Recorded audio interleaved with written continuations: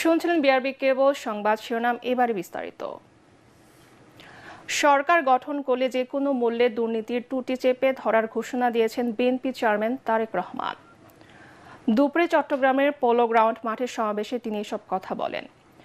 মানুষের ভোটের কথা বলা, নিরাপদে বেঁচে থাকার অধিকার কেড়ে নেওয়ার ষড়যন্ত্র হচ্ছে বলে অভিযোগ করেন বিএনপি প্রধান। ধানের শীষের উপর বিএনপির উপর দেশবাসীকে আস্থা রাখার আহ্বান জানিয়ে তারেক রহমান বলেন, সকলের প্রত্যাশিত বাংলাদেশ গড়ে তোলা হবে। একই সাথে চট্টগ্রামকে বাণিজ্যিক রাজধানী করার ঘোষণাও দেন। মোহাম্মদ মনিরুজ্জামানের ক্যামেরায় চট্টগ্রাম থেকে বিস্তারিত জানাচ্ছেন মইনুল আহসান।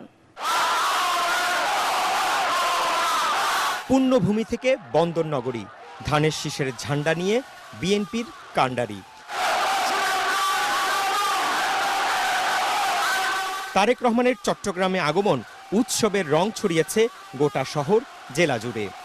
তারেক রহমান যখন সভামঞ্চে এলেন, ভর দুপুরে মাথার উপর তপ্ত সূর্য, তীব্র গরম উপেক্ষা করে নেতাকর্মী, উপস্থিত জনতা, স্লোগানের গর্জন ঐতিহাসিক পোলো গ্রাউন্ড জুড়ে।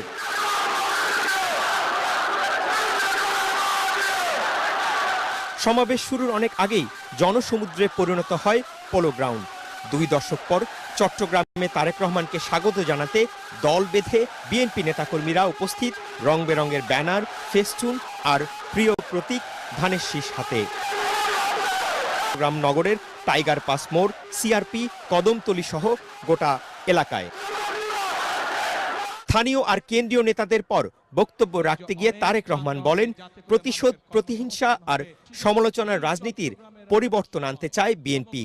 আমরা যদি সমালোচনা করার স্বার্থেই যদি সমালোচনা করে দেশের সাধারণ মানুষের কি তাতে কোনো উপকার হবে?